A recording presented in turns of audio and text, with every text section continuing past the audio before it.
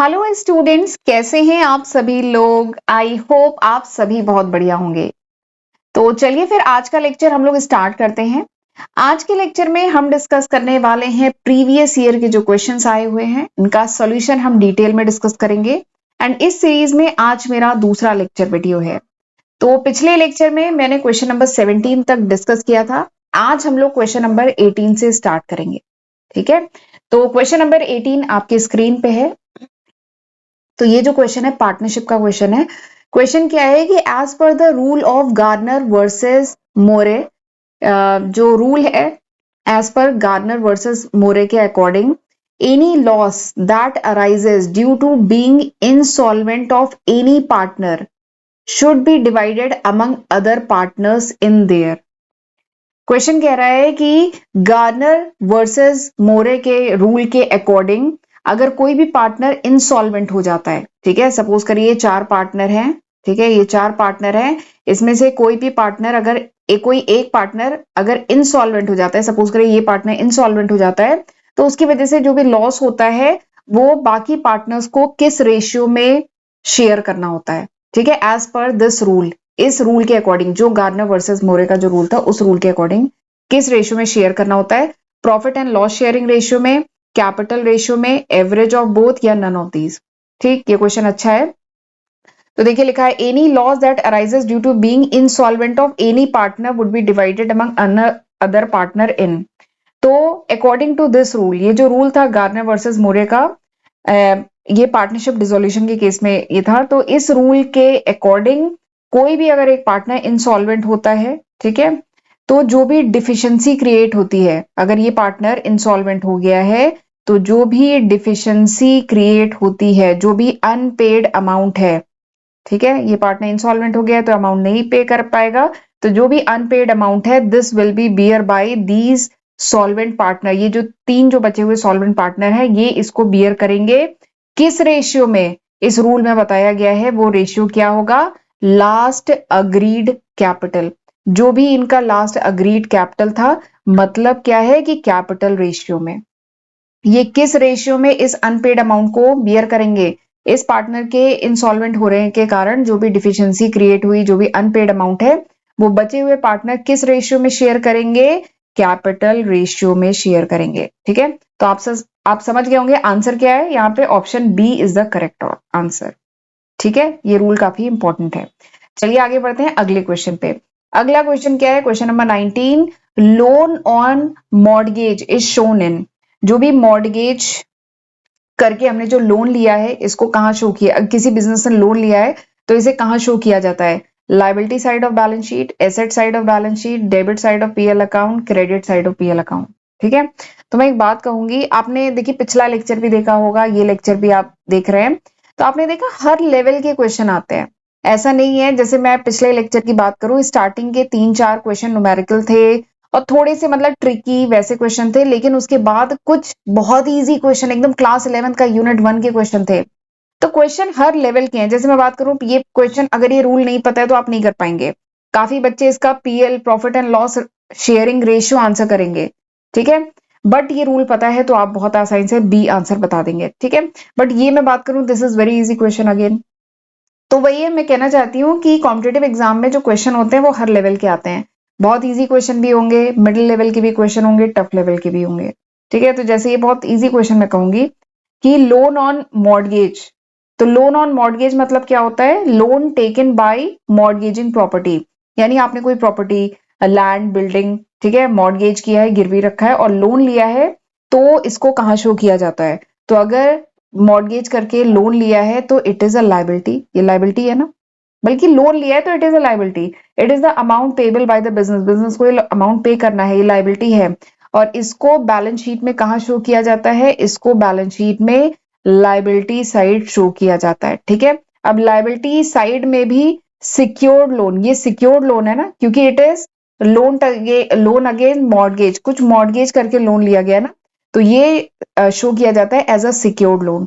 Secure balance sheet में liability side में secured loan में शो किया जाता है। तो आप समझ गए होंगे option A is the correct answer. ठीक, अगला क्वेश्चन कहते हैं, अगला क्वेश्चन क्या है कि stock account is, stock account क्या होता है? Personal account, nominal account, real account या स्टेटमेंट है? तो बता दें स्टॉक मतलब क्या होता है? स्टॉक मतलब होता है इन्वेंट्री। स्टॉक मतलब क्या है? स्टॉक मतलब होता है इन्वेंट्रीज। इन्वेंट्री मतलब goods which is owned by the business. Business के पास जो भी गुड्स हैं, जो भी इन्वेंट्रीज हैं, goods owned by the business. ठीक है, जो भी गुड्स हैं, जो भी इन्वेंट्रीज है, बिजनेस ओन करता है, उसको कहते हैं स्टॉक। ठीक है, तो स्टॉक क्या है? It is a current asset. Stock current asset होता है ना ऑर्गेनाइजेशन का। ठीक है, it is a tangible asset, ये ऑर्गेनाइजेशन का टेंजिबल एसेट होता है। तो क्या ये पर्सनल अकाउंट है? क्या ये किसी पर्सन से रिलेटेड है? या दूसरा क्या है, क्या ये नॉमिनल अकाउंट है? क्या ये एक्सपेंसेस, लॉसेस, इनकम, गेन से रिलेटेड है? या ये रियल अकाउंट है? तो बताइए क्या होगा answer? It is a real account. ये जो स्टॉक अकाउंट है किस टाइप का अकाउंट है? ये रियल अकाउंट है ना। रियल अकाउंट से रिलेटेड रूल जानते हैं ना? ये बस मैं आपको डिस्कस कर ले रही हूँ। रियल अकाउंट से रिलेटेड रूल क्या होता है? गोल्डन रूल क्या है? What comes in is debited, what comes in is debited, what goes out is, जो जा रहा है उसे क्रेडिट करो, what goes out is credited. ठीक है, तो ये रियल अकाउंट होता है। Option C is the correct answer. आगे बढ़ते हैं, अगला क्वेश्चन क्या है? ये भी देखिए कितना इजी इस टाइप के क्वेश्चन आए हुए हैं। सोचिए एग्जाम के आए हुए क्वेश्चन है। Depreciation is cause by, depreciation क्यों होता है? प्राइस फ्लक्चुएशन के कारण, एक्सीडेंट के कारण, यूज ऑफ एसेट के कारण, नन ऑफ द अबव। तो इसके लिए थोड़ा सा आपको पता होना चाहिए व्हाट इज डेप्रिसिएशन, ये डेप्रिसिएशन होता क्या है ये आपको पता होना चाहिए। तो डेप्रिसिएशन क्या होता है? Reduction in the value of fix asset. Depreciation क्या है? ये जो फिक्स एसेट की वैल्यू में रिडक्शन होता है। ठीक है, reduction in value of fix asset. Fix asset की वैल्यू में ये जो रिडक्शन होता है, दिस इज कॉल्ड डेप्रिसिएशन। और ये रिडक्शन क्यों होता है? बिकॉज ऑफ इट्स यूज, हम उसको यूज करते हैं। Because of passage of time, समय बीतने के साथ वो एसेट पुराना हो जाता है, ऑब्सलीट हो जाता है। बिकॉज ऑफ यूजेज के कारण क्या आता है? वियर एंड टीयर होता है। ठीक है, तो because of these reason depreciation होता है। तो डेप्रिसिएशन क्या है? Reduction in value of fix asset, fix asset की वैल्यू में रिडक्शन होता है। तो मेन रीजन क्या है? यूज ऑफ एसेट, एसेट को यूज करते हैं, वियर एंड टीयर होता है, रेगुलर यूजेज होता है। तो option C is the correct answer. आगे बढ़ते हैं, अगला क्या है? गुडविल क्या है? गुडविल करंट एसेट है, लिक्विड एसेट है, फिक्स एसेट है कि इंटेंजिबल एसेट है? तो बहुत इजी क्वेश्चन है। Goodwill is an intangible asset. Goodwill क्या है? इंटेंजिबल एसेट है। It can not be seen. ठीक है, क्या हम गुडविल को देख सकते हैं? नहीं। It can not be touched, क्या हम इसको गुडविल को छू सकते हैं फिजिकली? नहीं। तो गुडविल क्या है? इंटेंजिबल एसेट है। ठीक है, गुडविल होता क्या है? Goodwill is the reputation. ठीक, गुडविल क्या है? गुडविल रेपुटेशन है। गुडविल क्या है? कस्टमर की लॉयल्टी है। Goodwill is the reputation, goodwill customer की लॉयल्टी है।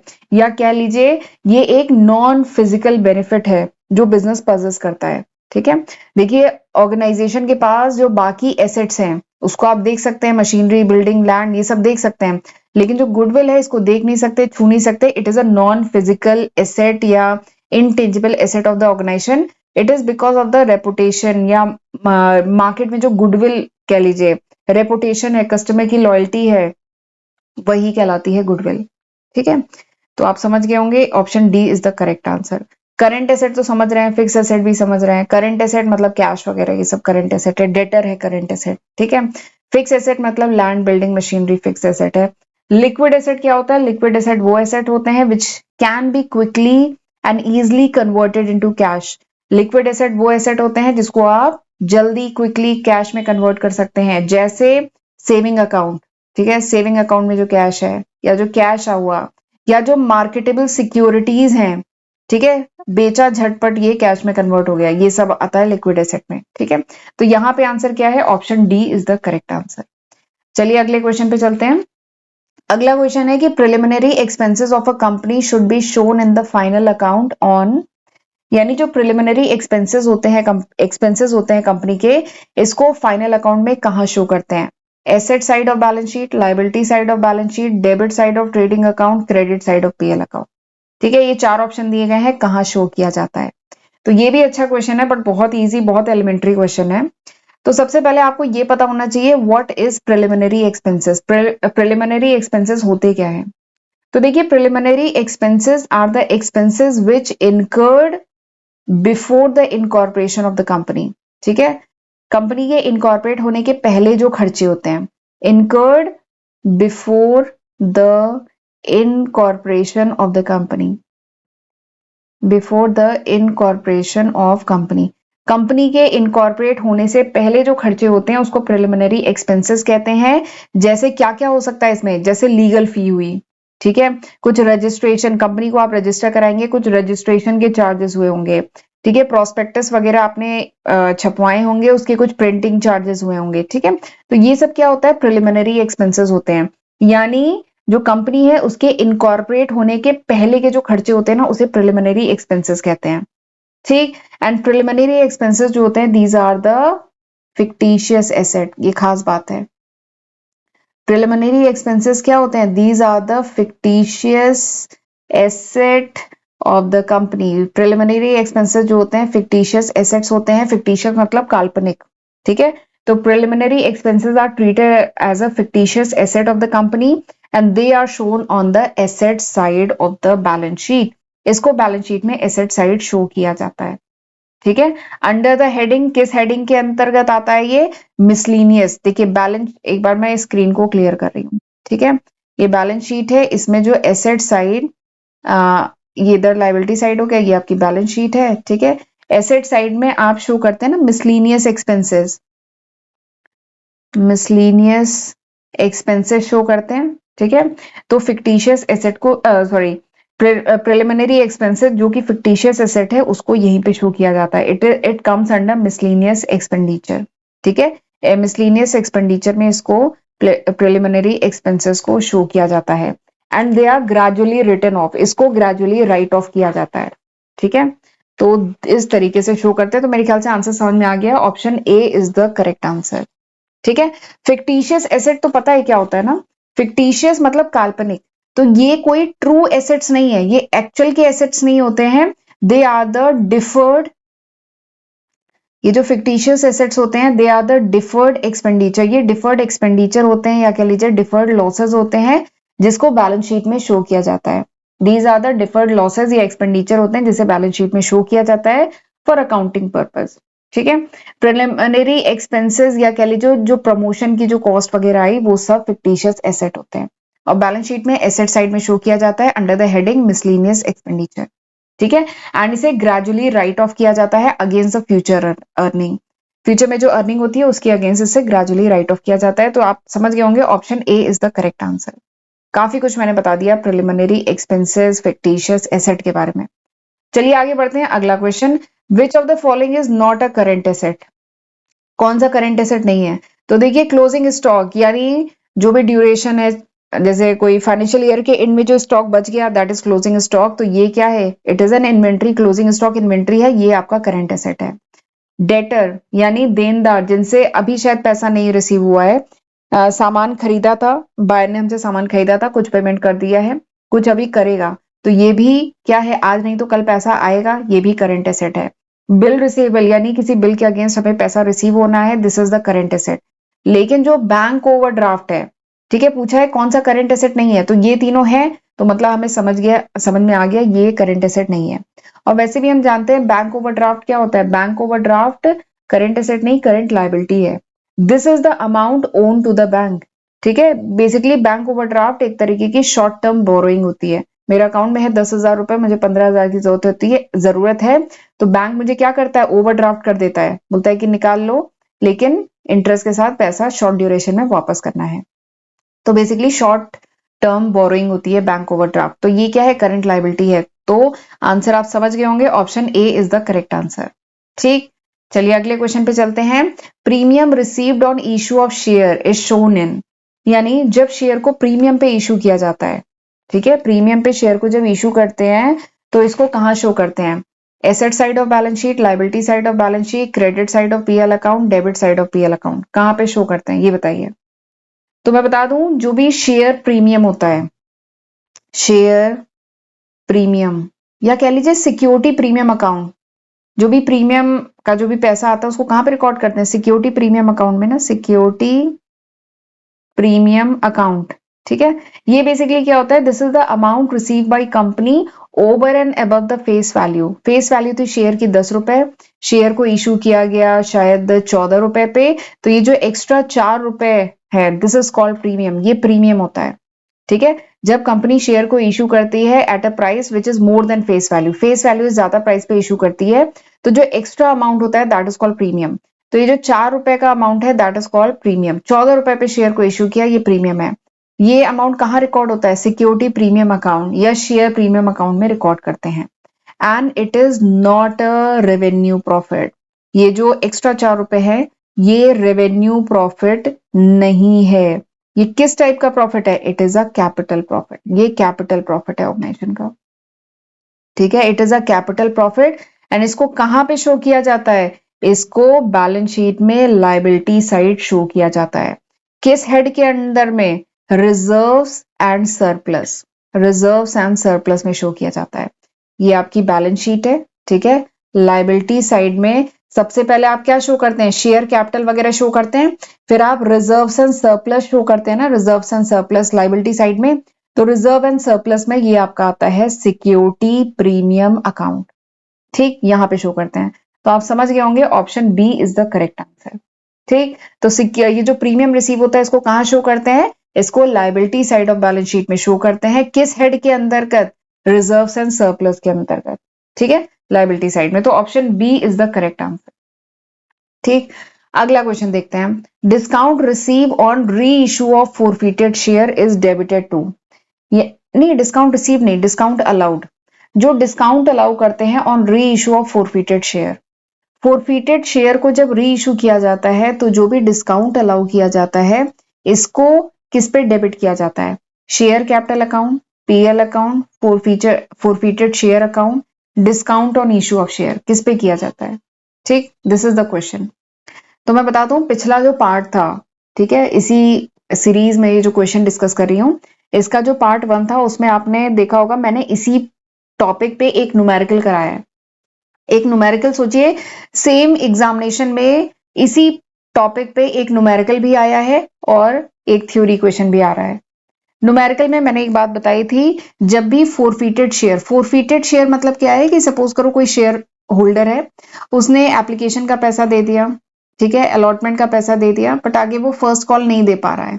ठीक है, तो उसको थोड़ा समय देगी कंपनी, बट अगर वो फिर भी नहीं दे पा रहा है, ठीक है, उसको समय दिया जाता है, नहीं दे पाता है, तो उसके शेयर को क्या कर लिया जाता है, फोरफीट कर लिया जाता है।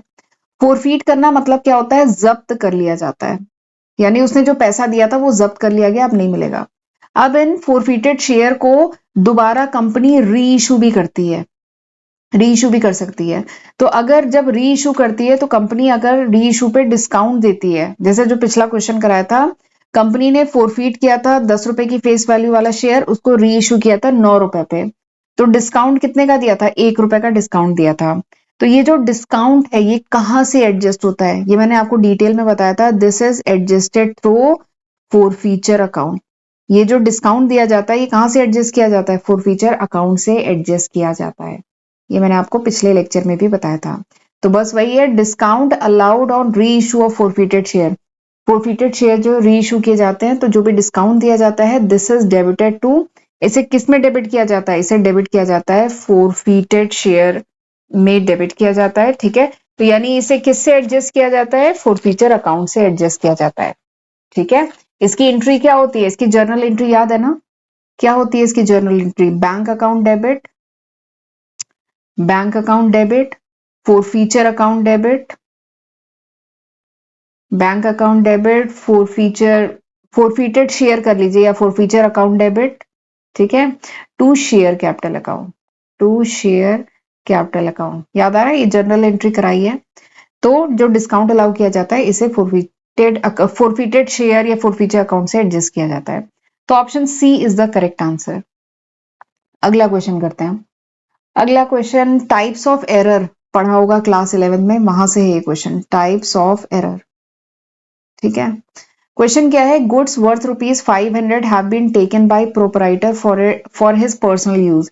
यानी 500 रुपए के गुड्स हैं, प्रोपराइटर ने हैव बीन टेकन, 500 रुपए के गुड्स प्रोपराइटर ने लिए हैं अपने पर्सनल यूज के लिए, for which no entry has been pass in the book, उसके रिगार्डिंग कोई भी एंट्री बुक में पास नहीं हुई है। तो ये जो एरर है ये किस टाइप का एरर है ये आपको बताना है। क्या ये एरर ऑफ कंपनसेशन है, एरर ऑफ प्रिंसिपल है, एरर ऑफ कमीशन है या एरर ऑफ ओमिशन है, ये किस टाइप का एरर है ये आपको बताना है। तो मैंने टाइप्स ऑफ एरर डिटेल में बताया है, पढ़ाया है, वहां मैंने बताया कि एरर 4 टाइप के होते हैं। ठीक, मैं इन 4 टाइप के एरर के बारे में बताती हूँ, तो आप देखिएगा खुद ही आंसर कर लेंगे। पहला क्या है, एरर ऑफ, पहले कंपनसेशन एरर बता देती हूँ। पहला क्या है, एरर ऑफ कंपनसेशन, मतलब एरर ऑफसेट ईच अदर, यानी दो एरर इस तरीके से हो कि वो दोनों एक दूसरे का इफेक्ट को क्रॉस कर दे रहे हैं, खत्म कर दे रहे हैं, तो इसको कहते हैं एरर ऑफ कंपनसेशन। ठीक, तो यहाँ पे कुछ ऐसा हो रहा है क्या? नहीं। अगला क्या है, error of principle. Error of principle मतलब जो अकाउंटिंग के रूल हैं वो अगर वॉयलेट हो रहे हों तो उसे कहते हैं एरर ऑफ प्रिंसिपल। तो यहाँ पे कुछ ऐसा हो रहा है क्या? नहीं। अगला क्या है, error of commission. Error of commission मतलब आपने गलत अकाउंट में एंट्री कर दी, आपने गलत अमाउंट की एंट्री कर दी। अकाउंट गलत हो जाए या अमाउंट गलत हो जाए तो क्या आता है, एरर ऑफ कमीशन। हमने 500 रुपए लिख दिया 50 रुपए की जगह, तो ये एरर ऑफ कमीशन है।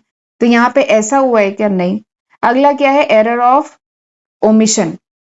जब ये तीनों है नहीं यानी यही होगा, पर हमें पता भी होना चाहिए। एरर ऑफ ओमिशन मतलब क्या है, ट्रांजेक्शन इज नॉट रिकॉर्डेड, यानी आप भूल गए, आप ट्रांजेक्शन को रिकॉर्ड ही नहीं किए, पूरा का पूरा ट्रांजेक्शन छूट गया।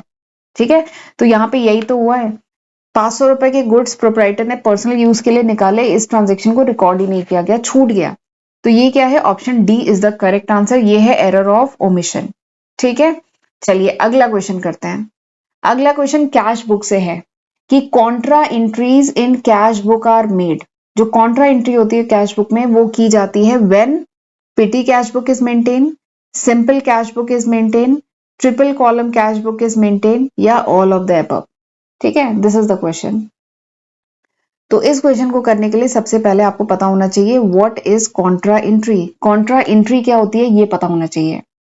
तो देखिए, कॉन्ट्रा एंट्री वो एंट्री होती है that effect both the cash and bank column of triple column cash book. Triple column cash book, ये जो ट्रिपल कॉलम कैश बुक होती है इसके कैश एंड बैंक दोनों के कॉलम को इफेक्ट करने वाली जो एंट्री होती है उसको कहते हैं कॉन्ट्रा एंट्री।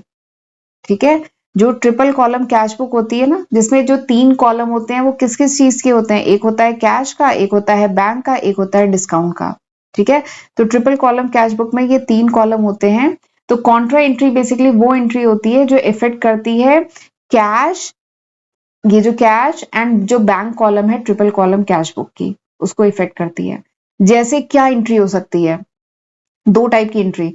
जैसे सपोज करिए cash is deposited into bank, आपने कैश डिपॉजिट किया बैंक में, तो एंट्री क्या होगी, कैश डिपॉजिट किया बैंक में तो एंट्री क्या होगी, bank account debit to cash account, to cash account. ठीक है, जब कैश डिपॉजिट किया तो ये होगी bank account debit to cash account. और अगर आपने कैश विड्रॉ किया बैंक से तो क्या एंट्री होगी, जस्ट अपोजिट इसे पलट दीजिए। जब कैश विड्रॉ किया बैंक से तो एंट्री क्या होगी, cash account debit to bank account. ठीक है, तो इस ट्रांजेक्शन में क्या होता है, ये ट्रांजेक्शन जो होता है ट्रिपल कॉलम कैश बुक के दोनों साइड रिकॉर्ड किया जाता है। ठीक है, और वहां पे जो कॉन्ट्रा एंट्रीज होती है उनको मार्क करने के लिए ना उस रो में सी ऐसे लिखा जाता है, सी, तो मतलब ये कॉन्ट्रा एंट्री है। ठीक है, तो इस टाइप के जो ट्रांजेक्शन होते हैं, कैश डिपॉजिट किया बैंक में या बैंक से कैश विड्रॉ किया है, this is recorded on both side of the cash book. Cash book के दोनों साइड ये ट्रांजेक्शन रिकॉर्ड होते हैं और ये कैश कॉलम और बैंक कॉलम को इफेक्ट करते हैं, तो इन्हीं को कहते हैं कॉन्ट्रा एंट्री। और ये कहां पे होती है, ट्रिपल कॉलम कैश बुक जब मेंटेन करते हैं तो कॉन्ट्रा एंट्रीज होती हैं। तो option C is the correct answer. चलिए अगला क्वेश्चन देखते हैं। अगला जो ये जो क्वेश्चन है ना, डायरेक्ट फॉर्मूला बेस्ड क्वेश्चन है, आपको फॉर्मूला पूछा गया है। देखिए क्वेश्चन क्या है कि under hire purchase system, hire purchase system में the formula to calculate value of stock at cost equivalent is, यानी हायर परचेज सिस्टम में जो फॉर्मूला है जिसमें आप वैल्यू ऑफ स्टॉक निकालते हैं एट कॉस्ट इक्विवेलेंट, तो वो फॉर्मूला क्या है, दिस इज द क्वेश्चन। ठीक, तो ये तो डायरेक्ट फॉर्मूला बेस्ड क्वेश्चन है, इसके लिए आपको फॉर्मूला पता होना चाहिए। तो value of stock at cost equivalent का जो फॉर्मूला है वो क्या है? स्टॉक एट कॉस्ट, इसका फॉर्मूला है इंस्टॉलमेंट आउटस्टैंडिंग, इसका फॉर्मूला है instalment outstanding multiplied by cash price divided by selling price. ये इसका फॉर्मूला है। तो ये तो डायरेक्ट फॉर्मूला बेस्ड क्वेश्चन, देखिए इस टाइप के भी क्वेश्चन आते हैं कि डायरेक्ट फॉर्मूला बेस्ड क्वेश्चन है। ठीक है, तो बताइए यहाँ पे कौन सा आंसर है? ये तो है नहीं, ये भी है नहीं, ये भी है नहीं, यहाँ पे ये है। बस लिखने का देखिए तरीका अलग है। क्या लिखा है? Instalment outstanding divided by selling price multiplied by cash price. ये दूसरे तरीके से लिखा हुआ है बट यही है। इसका फॉर्मूला होता है stock at cost is equal to instalment outstanding. ये कुछ मिसप्रिंट है, ये लिखने में कुछ मिसप्रिंट है। दिस इज द फॉर्मूला, ये फॉर्मूला है instalment outstanding multiplied by cash price divided by selling price, ये होता है फॉर्मूला। ठीक है, ये जो फॉर्मूला होता है ना, ये बेसिकली क्या करता है? ये फॉर्मूला कन्वर्ट करता है stock at selling price into cost equivalent. ठीक है, जो स्टॉक सेलिंग प्राइस पे है उसको कॉस्ट इक्विवेलेंट में कन्वर्ट करता है ये फॉर्मूला। ठीक है, तो option B is the correct answer. इसमें थोड़ा सा कुछ प्रिंटिंग मिस्टेक है, बाकी दिस इज द फॉर्मूला, ये फॉर्मूला है, बुक में मिल जाएगा आपको। ठीक है, चलिए अगला क्वेश्चन करते हैं। अगला क्वेश्चन क्या है? Share warrant can be issued when the shares are. Share warrant issue किया जाता है जब शेयर क्या हो? फुल्ली पेड हो, पार्शियली पेड हो, खो जाए share, none of the above. तो बता दे शेयर वारंट होता क्या है। पहले मैं शेयर वारंट होता क्या है वो बता देती हूँ। तो देखिए शेयर वारंट एक डॉक्यूमेंट होता है जो कौन इशू करता है? पब्लिक कंपनी इशू करती है। ये एक तरीके का निगोशिएबल इंस्ट्रूमेंट होता है of title and it is transferable by delivery, यानी जिसके पास वो शेयर वारंट है वो ओनर है। ठीक है, it is transferable by delivery. ठीक है, एंड कंपनी एक्ट के according share warrant can only be issue, यानी कंपनी शेयर वारंट तभी इशू कर सकती है when the shares are fully paid. जो शेयर फुल्ली पेड होते हैं उन मतलब कंपनी शेयर वारंट तभी इशू कर सकती है। जो पार्शियली पेड अप शेयर होते हैं उनके शेयर वारंट नहीं इशू होते हैं। Partially paid up share can not be converted into share warrant. ठीक है, जो पार्शियली पेड अप शेयर है वो शेयर वारंट में नहीं कन्वर्ट किए जा सकते हैं। ठीक है, चलिए अगले क्वेश्चन पे चलते हैं। तो अगला क्वेश्चन है कि पार्टनर्स बाय स्टॉपेल, हाँ, partner by estoppel is a, यानी जो पार्टनर बाय स्टॉपेल है वो बेसिकली क्या होता है? It is a partner with limited power, it is a nominal partner, it is a sleeping partner, या it is a partner under special situation. तो आपसे पूछा जा रहा है कि पार्टनर बाय स्टॉपेल क्या होता है। This is the question. तो जो पार्टनर, ये अच्छा क्वेश्चन है। तो जो पार्टनर बाय स्टॉपेल होता है या इसको कहते हैं पार्टनर बाय होल्डिंग आउट भी कहा जाता है। ठीक है, तो जैसा कि नाम से ही समझ में आ रहा है कि ये बेसिकली वो पार्टनर होते हैं जो बाय वर्ड्स या कह लीजिए कंडक्ट के थ्रू अपने आप को फर्म का पार्टनर रिप्रेजेंट करते हैं। ठीक है, पार्टनर बाय स्टॉपेल क्या होते हैं? पार्टनर बाय स्टॉपेल वो पार्टनर होते हैं, वो पर्सन होते हैं जो अपने आप को अपने वर्ड्स के थ्रू या कंडक्ट के थ्रू वो अपने आप को फर्म का पार्टनर रिप्रेजेंट करते हैं, but he is not actually partner, ये पार्टनर नहीं होते हैं। ठीक है, अगर सपोज करिए ये जो पार्टनरशिप फर्म है इनको क्रेडिट चाहिए बाहर से। ठीक है, क्रेडिट चाहिए होता है। ठीक है, इन्हें क्रेडिट चाहिए होता है। तो ये जो पार्टनर बाय स्टॉपेल होते हैं ये मतलब कह लीजिए ये अपने आप को रिप्रेजेंट करते हैं कि they are the partner of this firm.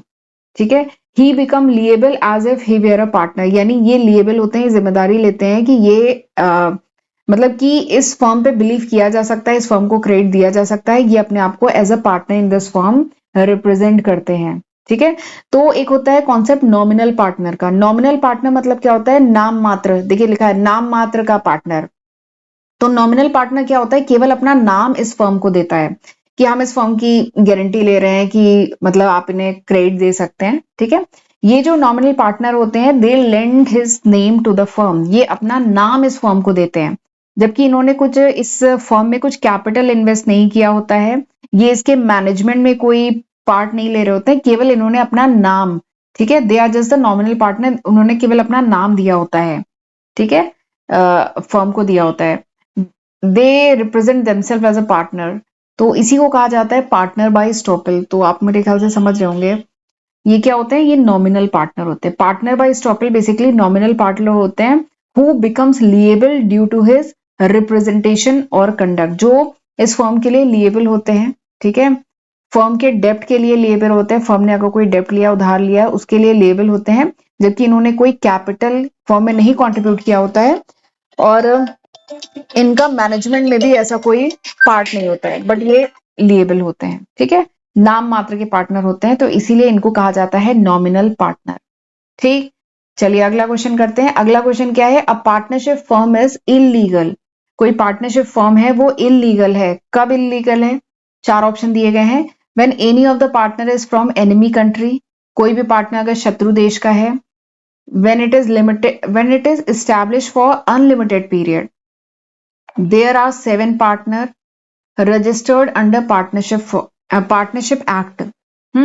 तो चलिए बताते हैं, पार्टनरशिप फर्म सबसे पहले इलीगल कब होगी, when it is registered under partnership act. तो पार्टनरशिप एक्ट के तहत तो फर्म रजिस्टर हो सकती है, इट इज ऑप्शनल, ये ऑप्शनल होता है, मैंडेटरी नहीं होता है। कोई भी पार्टनरशिप फर्म पार्टनरशिप एक्ट के तहत रजिस्टर होती है, ये ऑप्शनल होता है, अगर रजिस्टर होना चाहे तो हो सकती है, मैंडेटरी नहीं होता है। तो ये तो आंसर नहीं है, ठीक, इलीगल नहीं होगी। देयर आर 7 पार्टनर, तो 7 पार्टनर तो हो सकते हैं, तो इस केस में भी इलीगल नहीं होगी।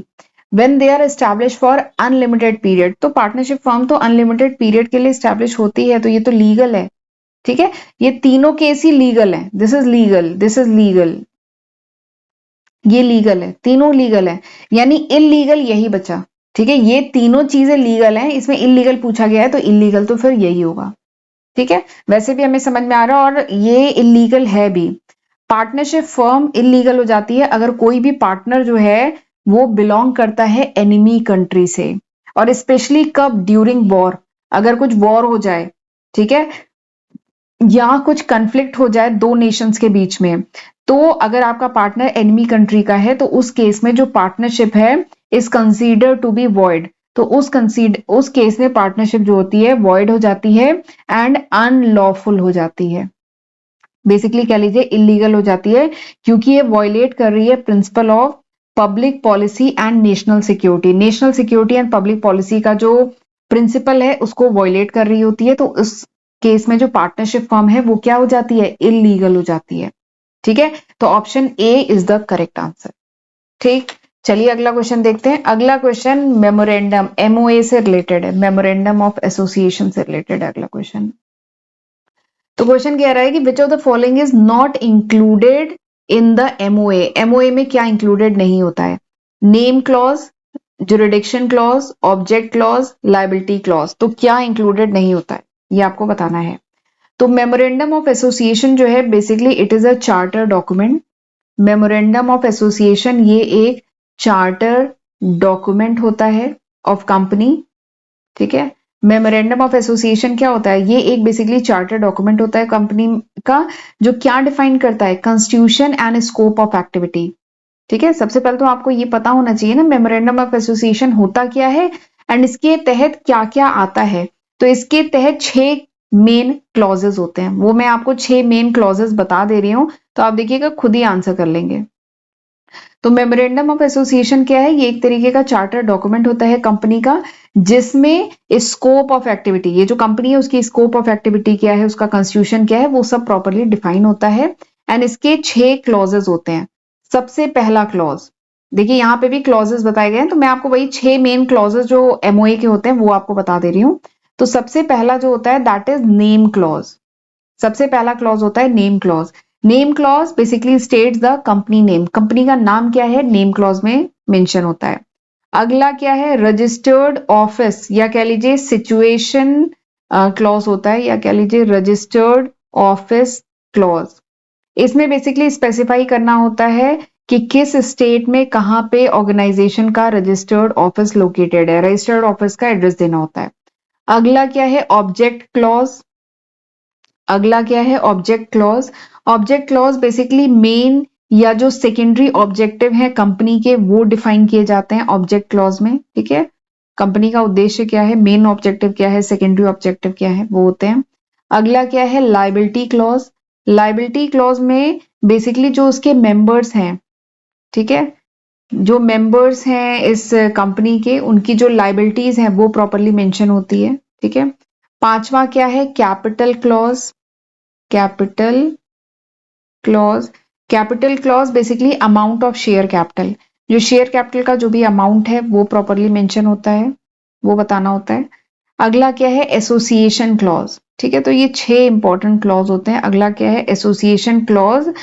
एसोसिएशन क्लॉज मतलब इसमें डिक्लेयर करना होता है जो सब्सक्राइबर होते हैं, जिन्होंने कंपनी फॉर्म किए सब्सक्राइबर होते हैं, उनकी उनका एसोसिएशन क्यों हुआ, उनकी इंटेंशन क्या है, ये डिक्लेयर करना होता है।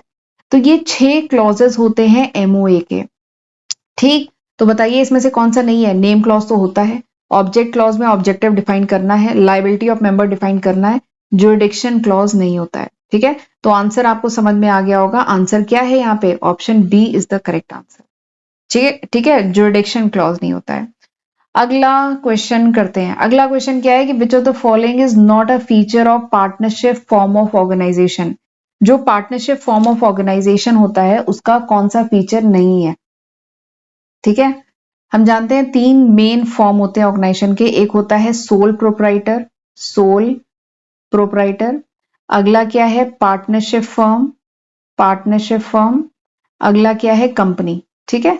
तो ये 3 मेन जो है फॉर्म ऑफ बिजनेस होते हैं, ठीक।